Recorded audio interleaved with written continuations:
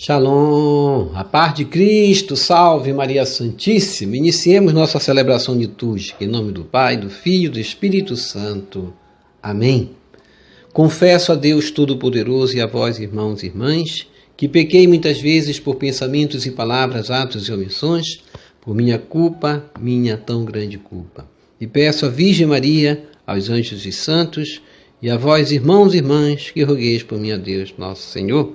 Deus Todo-Poderoso, coloque a mão no coração e diga: Deus Todo-Poderoso, tenha compaixão de nós, perdoe os nossos pecados e nos conduza à vida eterna. Amém. Vinde, Espírito Santo, enchei os corações de vossos fiéis e acendei neles o fogo de vosso amor. Enviai o vosso Espírito e tudo será criado, e renovareis a face da terra. Oremos. Ó Deus, que instruíste os corações de vossos fiéis com a luz do Espírito Santo, fazei que apreciemos retamente todas as coisas, segundo o mesmo Espírito, e gozemos sempre de sua consolação, por Jesus Cristo, Senhor nosso. Amém. Ó Jesus Eucarístico, meu amado Salvador, enchei-me com vosso amor, enchei-me com vossa força, enchei-me com vossa sabedoria, enchei-me com vossa perseverança, enchei-me com vossa humildade, enchei-me com vossa coragem, enchei-me com vossa paixão. Amém. Jesus, puro, manso e humilde de coração, fazei o nosso coração semelhante ao vosso. Amém. Sagrado coração de Jesus, eu confio em vós. Primeira leitura. Leitura do livro dos Números, capítulo 20, verso 1 a 13. Naqueles dias, toda a comunidade dos filhos de Israel chegou ao deserto de Sim no primeiro mês, e o povo permaneceu em Cádiz. Ali morreu Maria, e ali mesmo foi sepultada.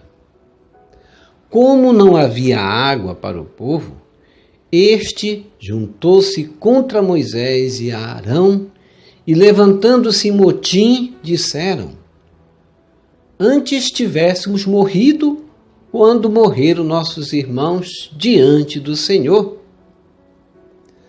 Para que trouxestes a comunidade do Senhor a este deserto, a fim de que morrêssemos nós e nossos animais?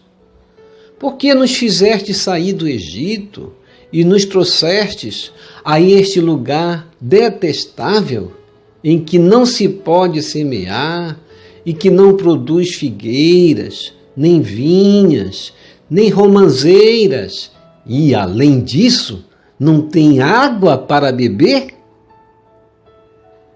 Deixando a comunidade, Moisés e Arão foram até a entrada da tenda da reunião e prostraram-se com a face em terra. E a glória do Senhor apareceu sobre eles. O Senhor falou então a Moisés, dizendo: Toma a tua vara e reúne o povo, tu e teu irmão Arão. Na presença deles, ordenai à pedra, e ela dará água. Quando fizeres sair água da pedra, dá de beber à comunidade e aos seus animais. Moisés tomou então a vara que estava diante do Senhor, como lhe fora ordenado.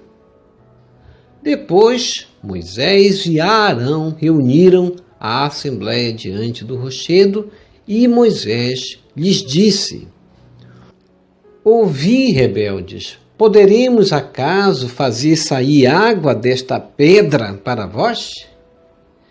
E levantando a mão, Moisés feriu 2 vezes a rocha com a vara, e jorrou água em abundância, de modo que o povo e os animais puderam beber.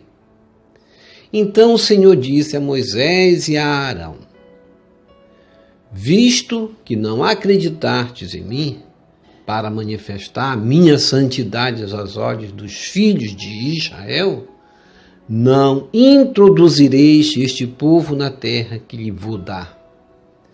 Estas são as águas de Meriba, onde os filhos de Israel disputaram contra o Senhor, e ele lhes manifestou a sua santidade. Palavra do Senhor, graças a Deus.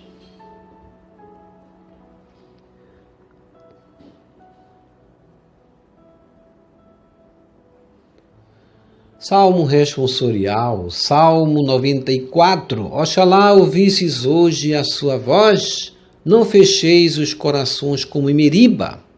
Reze comigo. Oxalá ouvisses hoje a sua voz, não fecheis os corações como em Meriba. Vinde, exultemos de alegria no Senhor. Aclamemos o rochedo que nos salva. Ao seu encontro, caminhemos com louvores e com cantos de alegria o celebremos. Reze comigo. Oxalá ouvisses hoje a sua voz, não fecheis os corações como em Meriba. Vinde, adoremos e prostremo-nos por terra e ajoelhemos ante o Deus que nos criou, porque Ele é o nosso Deus, nosso pastor, e nós somos o seu povo e seu rebanho, as ovelhas que conduz com sua mão. Reze comigo. Oxalá ouvisses hoje a sua voz, não fecheis os corações como em Meriba. Oxalá ouvisses hoje a sua voz, não fecheis os corações como em Meriba, como em Massa, no deserto, aquele dia em que outrora vossos pais me provocaram, apesar de terem visto as minhas obras. Reze comigo. Oxalá ouvisses hoje a sua voz, não fecheis os corações como em Meriba.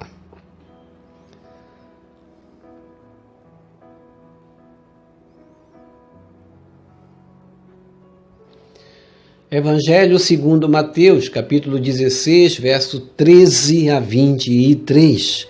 Aleluia, aleluia, aleluia. Reze comigo.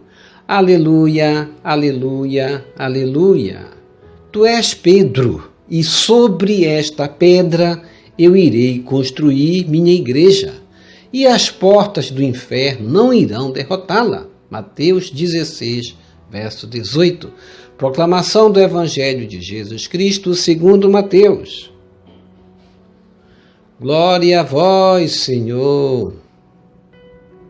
Naquele tempo, Jesus foi à região de Cesareia de Filipe e ali perguntou aos seus discípulos: Quem dizem os homens ser o Filho do Homem? Eles responderam: Alguns dizem que é João Batista, outros que é Elias, outros ainda que é Jeremias ou algum dos profetas. Então Jesus lhes perguntou: E vós, quem dizeis que eu sou? Simão Pedro respondeu: Tu és o Messias, o Filho do Deus vivo. Respondendo, Jesus lhe disse: Feliz és tu, Simão, filho de Jonas, porque não foi um ser humano que te revelou isso, mas o meu Pai que está no céu. Por isso eu te digo que tu és Pedro, e sobre esta pedra construirei a minha igreja, e o poder do inferno nunca poderá vencê-la. Eu te darei as chaves do reino dos céus. Tudo que tu ligares na terra será ligado nos céus. Tudo que tu desligares na terra será desligado nos céus. Jesus então ordenou aos discípulos que não dissessem a ninguém que ele era o Messias. Jesus começou a mostrar aos seus discípulos que devia ir a Jerusalém e sofrer muito da parte dos anciãos, dos sumos sacerdotes e dos mestres da lei, e que devia ser morto e ressuscitar no terceiro dia. Então Pedro tomou Jesus à parte e começou a repreendê-lo, dizendo: Deus não permita tal coisa, Senhor, que isso nunca te aconteça. Jesus, porém, voltou-se para Pedro e disse: Vai para longe, Satanás.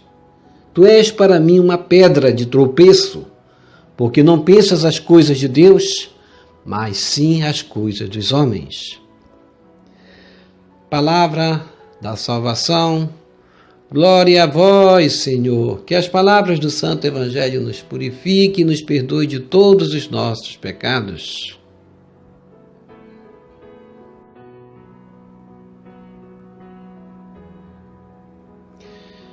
Reflexão. Tu és o Messias, o Filho do Deus vivo. A profissão de Pedro nos dá uma abertura para que Cristo ali fundasse sua igreja, começasse ali sua igreja, a partir da profissão de um homem de fé, Pedro. Se Pedro não tivesse esse coração aberto, se Pedro tivesse um coração fechado como aquele povo do Egito, que não reconheceu a ação de Deus em suas vidas, nós não teríamos uma probabilidade de uma igreja remanescente. Jesus vai levar os discípulos para uma região pagã, Cesareia, uma cidade romana. Muitos perguntam, como é que a igreja de Cristo está em Roma? Parece que Jesus estaria ali como Filho de Deus, levando os discípulos para lhe perguntar: que dizem os homens que eu sou? Quem eu sou? E os discípulos vão dizer, uns dizem isso, outros dizem que tu és João, outros dizem que tu és um dos profetas. Mas Jesus vai perguntar para eles agora: e vós, quem dizeis que eu sou? E essa pergunta vai para nós ainda hoje. Para mim, quem é Jesus? Coloquemo-nos em atitude acolhedora de Jesus em nossas vidas. Isso é o que mais importa. Acolher Jesus, obedecer Jesus e saber que Ele é o Messias, isso é importante. Professar a fé de Pedro junto com Pedro. Por isso é importante nós estarmos nessa rocha chamada Igreja Romana, onde Jesus fundou sua igreja. Ele fora para uma cidade romana para ali fundar em Roma mesmo, numa cidade pertencente a Roma, a sua igreja. Tu és Pedro, e sobre essa rocha edificarei minha igreja. Nós vamos fazer assim uma espécie de analogia com a primeira leitura. A fé de Pedro e a descrença daquele povo no deserto, o povo hebreu. Hoje, Números capítulo 20, verso de 1 a 13, quando justamente os filhos de Israel chegaram ao deserto de Sim, deram mais um passo e ali permaneceram em Cádiz, onde a personagem Maria, aquela que viera se colocar contra Moisés, foi sepultada ali mesmo no deserto, morreu. Nós temos aqui hoje o povo reclamando pela falta da água. Eles reclamaram quando faltou pão, quando faltou o tempero, as carnes, que eles sentiram falta. E aí hoje eles estão reclamando pela falta da água. E vão se juntar contra Moisés e Arão, vão se levantar em motim e vão dizer novamente, murmurando: antes tivéssemos morrido quando morreram nossos irmãos diante do Senhor. Eles estavam falando antes tivesse deixado-nos no Egito, sendo escravos lá. E isso é a maior blasfêmia, a murmuração é a maior de todas as blasfêmias. Coloquemos isso na nossa vida. Não vamos blasfemar, não vamos murmurar, para nós a mesma coisa.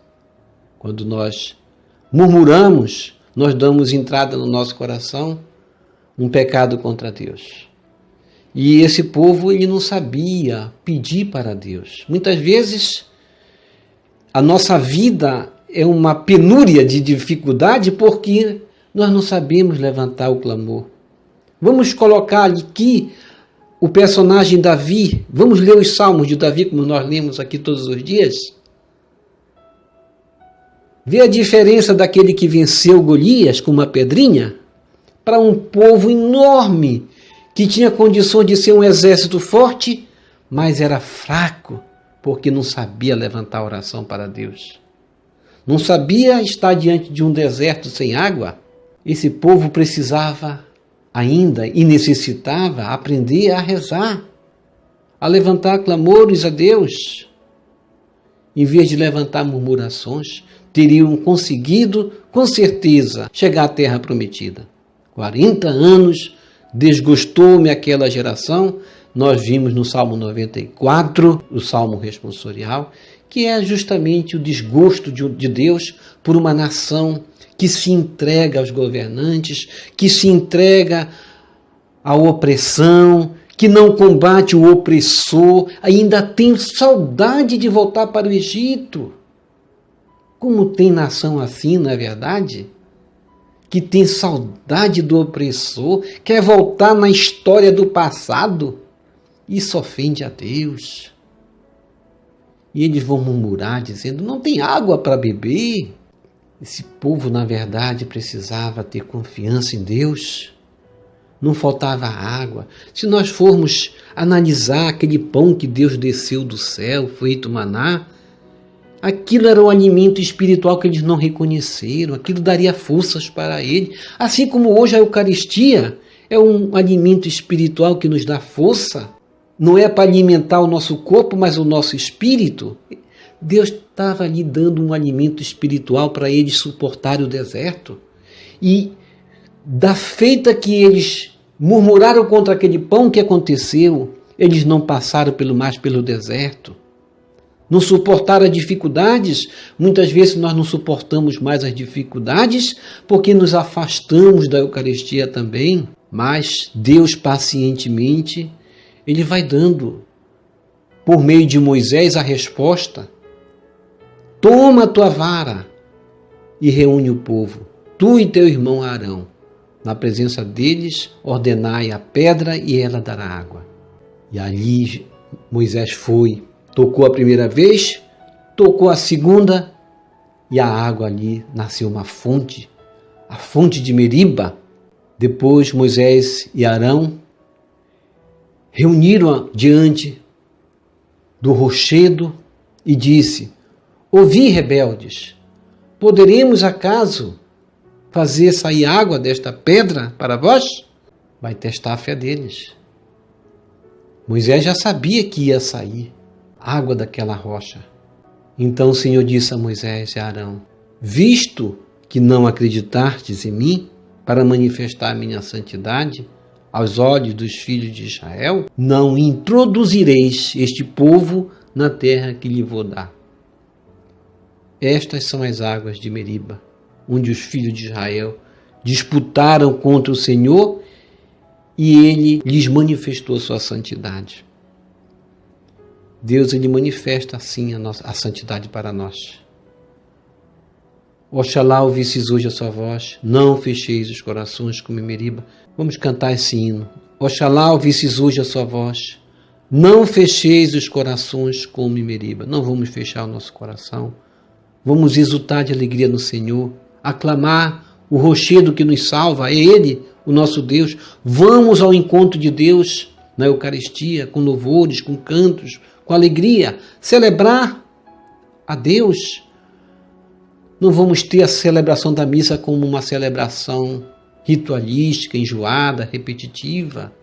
Vamos adorar a Deus, prostrarmos-nos diante dEle, ajoelharmos-nos diante de Deus que nos criou, porque Ele é o nosso Deus, Ele é o nosso pastor, Ele nos chama, somos o seu povo e seu rebanho, somos as ovelhas que Ele quer nos conduzir por suas mãos. Oxalá ouvisses hoje a sua voz. Não fecheis os corações como em Meriba. Não vamos nos fechar, vamos nos abrir. As dificuldades muitas vezes se somam porque nós fechamos os nossos corações como em Meriba. Aquele povo em massa no deserto provocaram a ira do Senhor por um copo d'água, por um pedaço de pão, por um pedaço de peixe, de uma carne. Se fecharam seus corações. Quantos abandonaram a fé católica por um pedaço de pão? Quantos abandonaram a fé católica para ter uma vida melhor? Para ter um carro, para ter 2 carros, para ter uma casa? Deixaram a Eucaristia. como esse povo que, saindo do Egito, quiseram voltar atrás, quiseram novamente a escravidão, não reconheceram naquele pão maná do céu que caía como uma força espiritual. Vamos hoje responder com Pedro: Tu és o Messias, o Filho de Deus. Eis o Cordeiro de Deus que tira o pecado do mundo. Jesus está presente na Eucaristia. Eu conto as minhas dificuldades muitas vezes com esse povo, me lamento. E quantas vezes sou capaz de reconhecer Jesus presente na Eucaristia, me alimentar desse pão?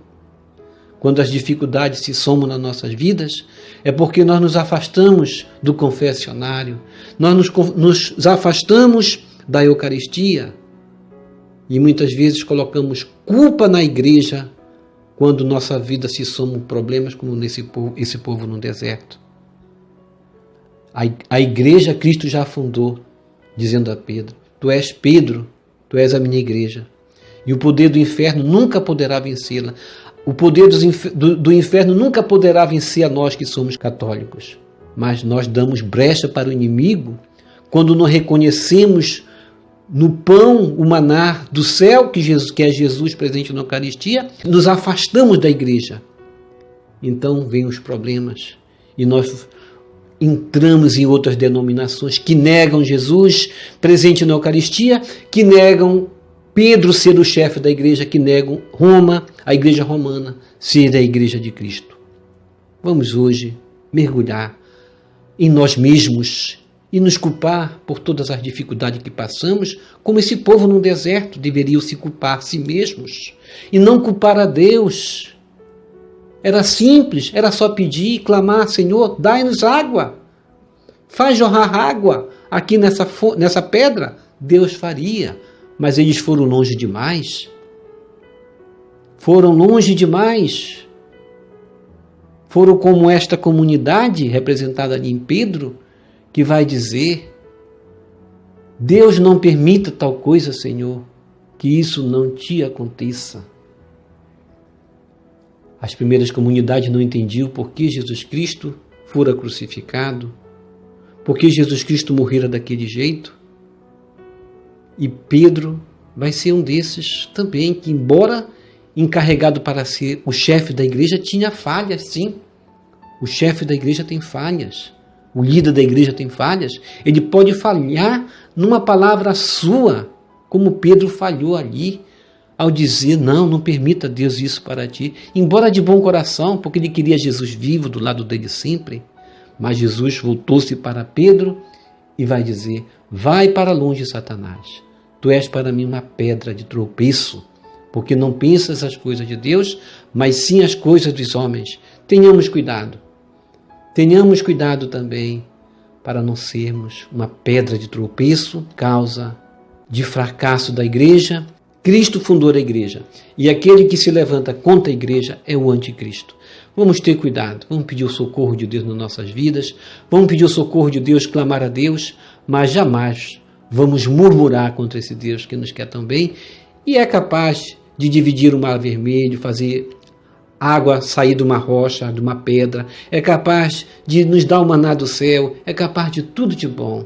Mas muitas vezes a nossa impaciência, a nossa falta de fé, de esperança, faz morrer em nós justamente o que há de melhor, que é a boa relação com Deus na oração, a boa relação com Deus na fé, esperança e caridade que precisamos ter todos os dias por meio da oração.